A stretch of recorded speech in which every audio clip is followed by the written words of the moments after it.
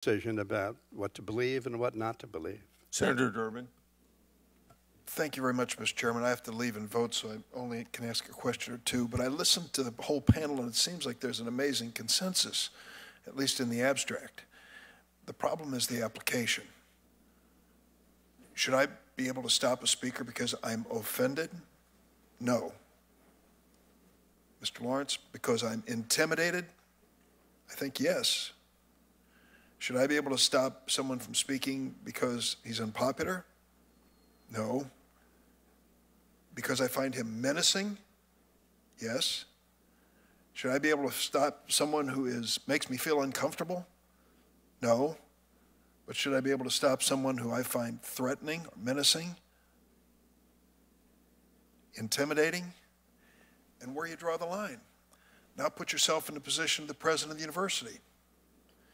You want to encourage the exchange of ideas, let's start with that premise, but you also have a responsibility for the safety of the students and what might happen from those who come and attend a meeting and what their reaction might be.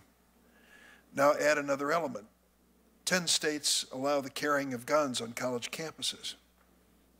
Doesn't this make this a little more complicated for that college president as to whether or not that speaker is going to be allowed to come in and speak? So let me ask you to address that. Start with Mr. Cohen. Thank you. I think it's an incredibly thorny issue.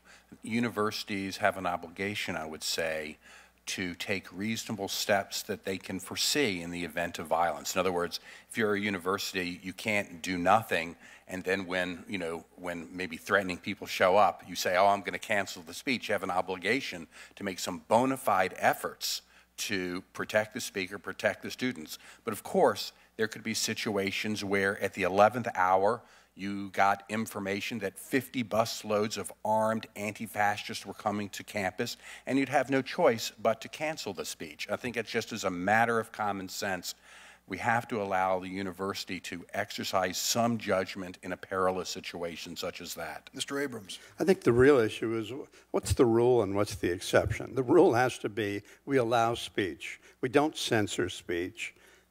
We don't rule out speakers because of the possibility that there'll be some sort of harmful impact because they speak. Sure, if a lot of people are coming to the campus with guns or threatening or the like, that's one situation. That's very, very rare. But I mean, what we're talking about remember today. My premise here, 10 states with concealed carry law. It isn't like we're announcing we're bringing guns. Under the law, they are allowed to carry the guns onto the campus. So they are. That has been the decision of the legislatures, and so far it's perfectly constitutional. That does not empower college presidents to shut down campuses. There has to be more than a credible threat. I mean, have we had a situation on campus in which, as a result of a speech, people who've come with guns have committed felonies? I can't think of one. Thank God, no. Mr. Lawrence? Yeah, I think that Floyd has got it right, that the presumption is in favor of speech. The question is, when can you overcome that presumption? You certainly have situations on campuses now, and particularly in concealed carry jurisdictions, as you say, where this becomes an enormous concern for the university administration. And there have been cases, most of the time this information is not made public, where the university president, these are people I've spoken with, have been informed by their own campus security that we have credible information from local law enforcement that there could be people with weapons on campus. I appreciate the analogy to the heckler's veto, but the heckler's veto cases come out of the 1960s and in southern jurisdictions that wanted to repress civil rights marches, and the answer there is they simply have to make sure there's enough of a police presence. You can't just tell a public safety office in a university, you've got to just beef up. Sometimes you just don't have those resources. So those are the kinds of judgments that a president of a university is required to make on a daily basis. I'd like to stay, but I have to go vote. I want to thank all of the panel for testifying. I'm going to start out with Mr. Wood, asking you to elaborate on a point that you made, that students at Williams with minority political views feel silenced in the